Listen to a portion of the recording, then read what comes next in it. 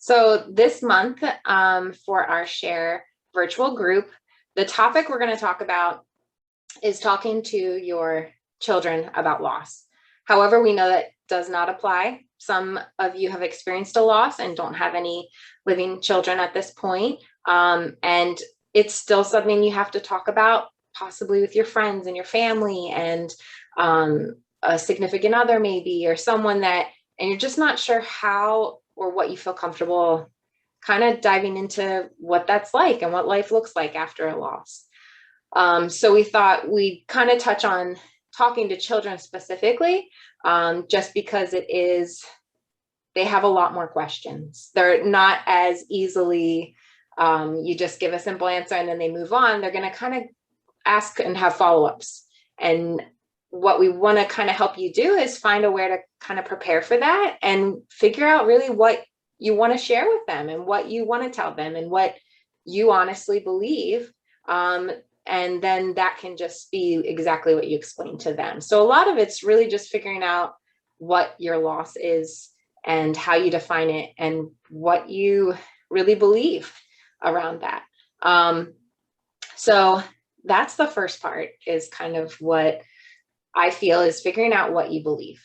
And that's going to be individualized. So whatever that life meant to you and what you think actually happens to that child, whether it be heaven or an angel or not, whatever you have kind of figured out that to you really makes sense and you believe and you have faith in that, or just what you've maybe heard that really feels right in your heart about your child. I feel like that's the first part you really have to kind of sit with, and maybe there's different scenarios of what that looks like, and you kind of just sit with them and say, okay, well, what do I believe? And then when you kind of just let that sit with you and say, yes, that feels right to me, that I'm okay with, and that in my heart feels okay, then you're kind of in a good situation to be able to share that with other people and what you believe. And maybe you're not there, and maybe you're in a place where you just want to ask people, like, what do you believe? What do you believe to happens after your loss and that baby and their, why, and all the questions you have. Like, maybe you talk to other loss moms or families, and there's so many books that you can read just to find out different people's beliefs. And then what feels right to you, that kind of is then what you can kind of live and explain to other people when you're kind of approached with questions. So once you've kind of established that, I feel like the next part is really if you have a living child, did this loss come prior to them or did it come after? Because that's a big difference. And in talking to a lot of lost moms, my personal losses, my 2 losses were prior to my son. So explaining it to him is a lot different than him knowing I'm pregnant and then having a loss and him not knowing like where that baby went, right? So that's a big difference, I feel like. So keep in mind that maybe when you're getting support from people, see if those scenarios kind of are similar, because I feel like approaching it is going to be completely different whether it came before them or after them. And you'll have probably a lot more questions that will come out of that. So just know that maybe you want to specifically get support around that scenario more specifically for you. And then how much do you want to include that baby in your life? So for some people, if they might not even want to tell their child about it. Their child was never aware of it. There's nothing that they would see that would bring up questions. Maybe it was after the loss was after them, but you never told them you were pregnant. And maybe that's just where you leave it. And that's okay. If that's what you feel right with, that's okay. And you can always change your mind. There's no point that you can't say, okay, well, my kid's 10 now. You know what? I'm ready. I'm ready to explain it to them. And I think that they'll understand better now. and that's okay. So you also just, how much do you want to be able to talk about it with your child, and how do you want to incorporate that? Do you want that to be something that's very visible in your home? Like, maybe you had named that child and you want to have something that has their name on it, or you want to plant flowers or a tree and remembrance of them. Or with like Cher, having a burial plot that you're going to visit. Well, if you want to include your child to come with you, then you're going to have to explain that. So yeah, just kind of sit with that and say, well, how much do I want this to be a part of my life, and how much am I ready to do that? Right. So as time goes, you might want to incorporate that child more into your family. I've seen people do beautiful family portraits with, their living children and their family. And then they also have the children that they lost in that family portrait, and like an illustration style, image, and they have it on their wall, and it's beautiful, and it includes their whole family. So maybe that's what you're ready for at some point, and that's something that you want to have up on the wall to be a reminder that you are a mother or a parent to all of your children, whether they're here or not. So there's just all those kinds of questions. So I think before as you're preparing, prepare yourself and ask yourself all these questions and get as much support as you can around that. And then once you feel like you're ready with children, I feel like no matter what age they are, just be very as truthful, but as concise and simple as possible. So let's say you do believe in heaven, right? So you're talking to your child and you just say, you do have another sibling, or more than one sibling that are in heaven, and you'll get to meet them someday. But here on earth, it's you and maybe your other sibling, or just you and us. But just know that we still love them, and we're still going to honor them. We're still going to talk about them, and someday we're going to get to meet them. So that could be one approach that you take with a child, that though it leaves a lot of questions, you're showing them that there is that opportunity for them to meet them someday, and that they're already in heaven. So that if that's what your belief is, that would be maybe an approach you would take with them. But if that's not your belief, that's okay too. And then you can just kind of just tell them, like, you know what? Every life that's created is literally a miracle, when you have to figure out how precise everything has to be to be able to conceive, to be able to have a healthy pregnancy, then to have a healthy baby. There's so many variables, and there's so many things, and all of that, every part of that's a miracle. And there's just sometimes that one part of that, or a couple parts of that, just don't work out the way that you had hoped, and you don't actually end up being able to bring that baby home. So that could be as simple as it is. And then you just wait to kind of see how they want to talk about it. And, but again, if you don't feel comfortable talking to them, you don't think you're ready, that's up to you. And I feel like you just have to wait, because the more you prepare yourself and you feel comfortable talking about it, the easier it'll be to talk to them about it. And then it actually would be probably, you'd feel like you have a little bit more of an understanding, and healing around it before maybe you bring your kids into it. So yeah, that's completely up to you and what you feel comfortable with. So just as a personal note, I had experienced 2 losses prior to my son being born, and one of them was his twin. So we decided when he turned 4 that it was kind of early enough, but late enough that we could kind of tell him about it in a way that then I could openly talk about my 2 girls that we had lost. And being that he's kind of an only living child, just let him know that he has these 2 sisters that are in heaven and he'll get to meet someday. So what I did for his 4th birthday is I just made him a book, and in the book it's just your journey to us. And we talked about, my husband and I and our journey through infertility, and his first sister and how she passed away, and then his twin and how she passed away. And we just talked about them and them going to heaven, and talked about their names. And so he's 4 at that point, and we didn't know what he was going to think of it all, but he actually was just so thrilled to hear that he had siblings. And it didn't matter that they weren't physically here.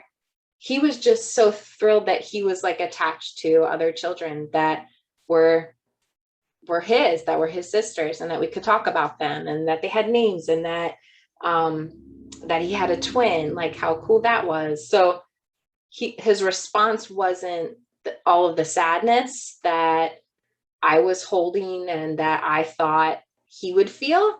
Instead, as a child, he just heard, I have siblings. Like, this is awesome. And what we believe is that he'll get to meet them. So it wasn't that, well, that's it. You're never going to get to meet them. To us, that's what we believe. And then we shared that with him. And to him, that was a very cool thing. So maybe a book is the way to do it. We also did a video with that. So that's completely up to you.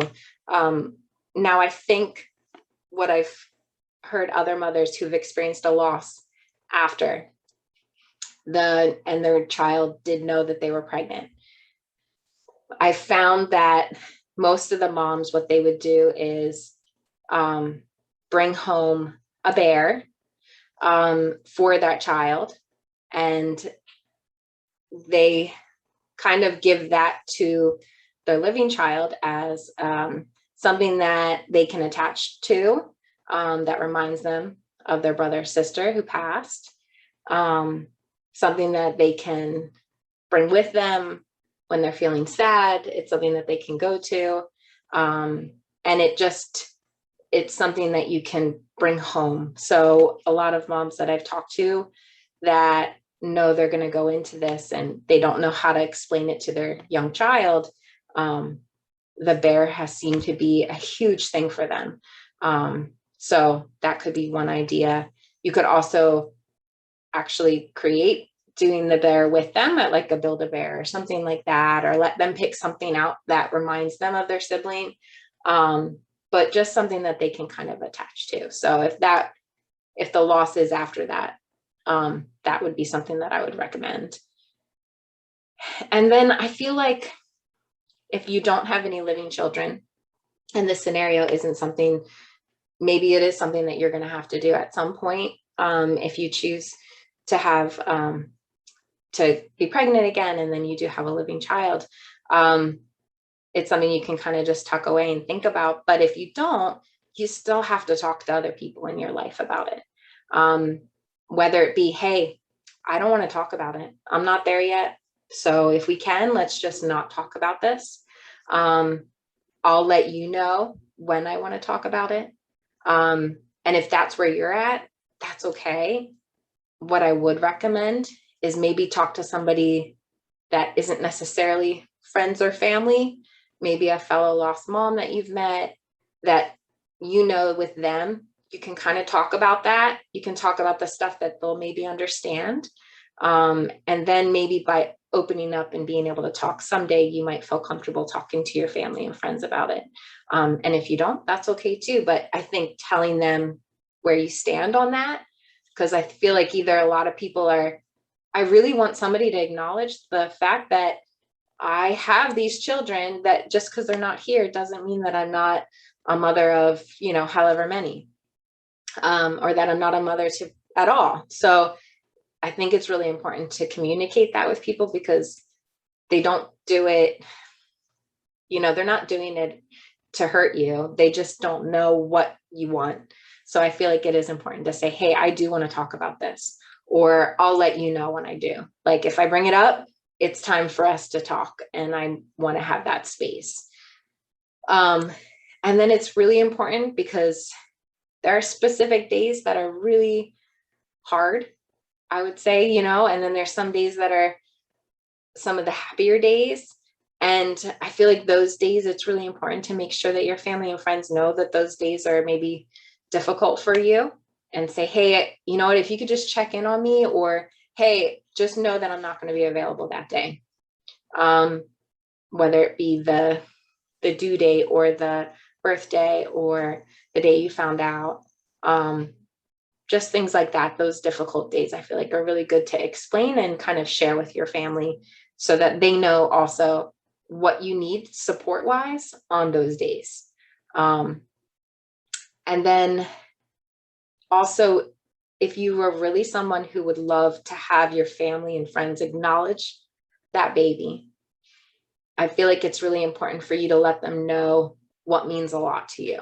So you could say, you know, every time I see a white butterfly, it reminds me of my daughter.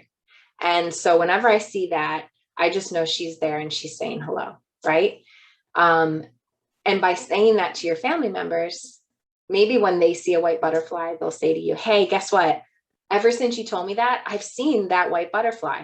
I see it all the time. I think she's saying hi to me too.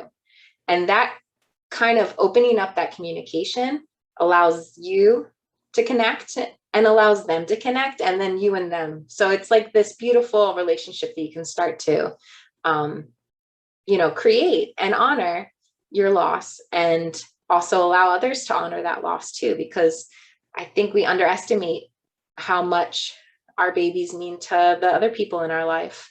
But they just don't know where we stand and how much we're looking for signs, and that we're looking to connect with our child. So I feel like that's always a big deal. And then maybe they get you a gift one year that's a white butterfly. So it just like kind of allows them to honor that child, and allows you to kind of tell them how you're really seeing and feeling that child still in your everyday life.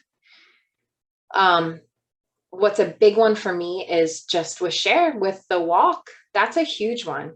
So yeah, we might not talk about it in my family a lot, but I know that every year my family will show up for that walk, and I ask them to be there, and they come and they love to spend that day with us. They love to honor, you know, my two daughters, and it's a big deal. So I feel like if that's important to you, or you maybe have something else that's really important that you want to do, it's good to just invite them and have them be a part of that. And if they don't, that's okay if they don't feel comfortable. But if they do and they show up for you, having family show up, even if it's just one day a year, it means a lot. And it feels really healing to know that they acknowledge that child as much as you do. And then another thing, which actually will be coming up in October, is on the 15th every year, we have the Wave of Light. So that's really important. And unless you're in the lost community, or you know someone who is, you probably don't really know about this date. So it's a date that I feel is very important to kind of talk to your family and friends and say, hey, October 15th at 7 p.m. across the world, everyone lights a candle for 1 hour, and it's a wave of light for the entire day to honor all of those babies that were lost during pregnancy or our infancy. And I would love it if you would honor my loss and my babies.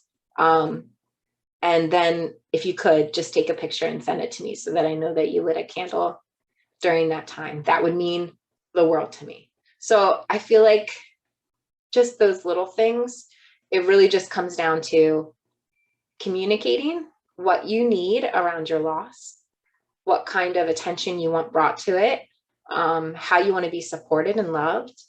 So that would be just with your friends and family. But then with children, just being when you're ready.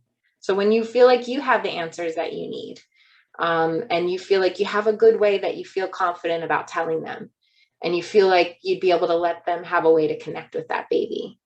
And then when you feel ready and you feel prepared, then you can do it. And hey, it might be messy in the beginning, and they might ask a lot of questions that you're not sure how to answer. But overall, I feel like what was biggest for me is I thought there was going to be so much sadness around it, telling him. what ended up happening was there's so much joy. And no one could have ever told me it would have been like that, because I just didn't believe that was possible. But children will surprise you and they see things a little differently. So I feel like it's definitely when you're ready, and then just maybe just don't have any expectations of how it'll go, because honestly, you just don't know how they'll take it. But you just take, one question or one day at a time. And, but I feel like just the opening that communication has helped tremendously. And especially just for what I've been doing with helping groups and talking about it all the time. Like, I don't know how I could have done all that if he still didn't know. So it was the right time for us, and we did it. And it's been wonderful ever since. So that's kind of my advice and what I've heard from other lost moms. And even if you're just not sure about what you want to do, just searching online, just simply like talking about children, about loss, you'll find so many children's books that explain it. And you'll maybe find one that explains it the way that you feel makes sense to you and that resonates with you. And then that can be a book you share with your child. And you kind of just, that's where you start. You start reading a book that somebody else had figured out a way to tell children, and that be where you start the conversation. So there's just, so many things available for you in that regard.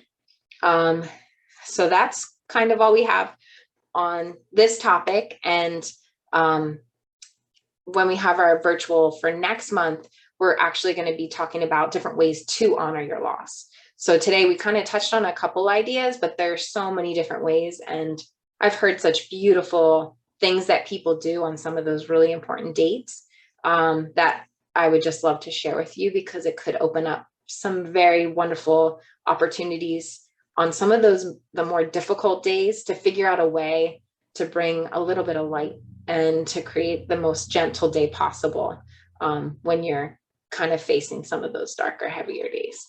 So that will be on September 13th at 7 p.m. And then the following month will be October, which is Pregnancy and Infant Loss Awareness Month. So we have a lot of stuff with Share coming up. We still have a lot of decisions to make around the walk and when that will be. So just keep your eye out on Facebook, keep your eye out on our website, but we'll definitely be sharing all that with you. So thank you so much for joining us, and we'll go